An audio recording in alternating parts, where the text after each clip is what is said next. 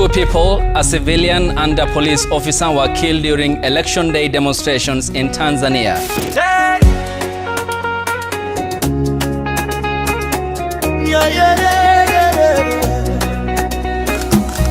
Chukua chako mapema, hivyo wanavyosema. Alafu kae kimya, ujifanya kuna baya, kisha wewe asisifie sana bila hata kupinda bwana, pamoja na ujinga ulionea sana. Ukijifanya unajua sema, wanakuja wasiojulikana, wanakufanya wanachofanya, hata ndugu hawezi tena kukuona. Machozi yanamwagika lakini hakuna wakuyafuta, vijana wanalalamika, sauti zao haziwezi sikika. Demokrasia si demokrasia, bora hata teokrasia. Ndio yetu Tanzania, Mungu Baba ione mazia.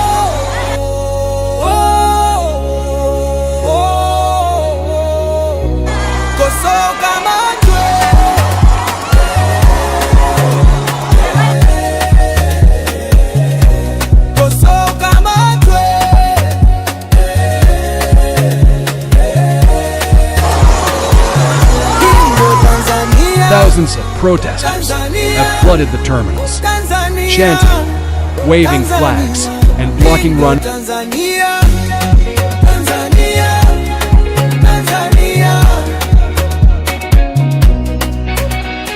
Sio kama tunakupinga mama, ilongozi na utawala dhidi ya raia wanaolia. Tunaomba mwone machozi ya wanyonge, walipa kodi hawa. Vurugu na maandamano sio tamaduni yetu bwana. Yote yanaweza kuwa sawa, kusimama imara tena imara. Machozi yanamwagika lakini hakuna wakuyafuta, vijana wanalalamika, sauti zao haziwezi sikika. Demokrasia si demokrasia, bora hata teokrasia. Ndio yetu Tanzania, Mungu Baba ione mazia.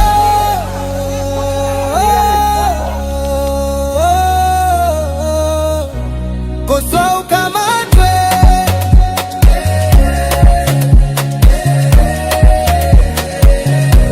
kosoa ukamatwe.